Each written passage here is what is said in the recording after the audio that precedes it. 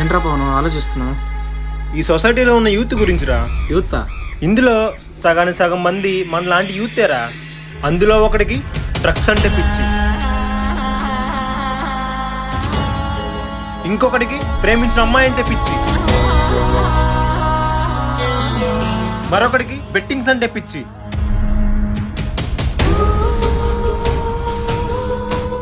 ఇలా వాళ్ళకి తెలియకుండా వాళ్ళ జీవితాన్ని వాళ్ళే నాశనం చేసుకుంటున్నారా.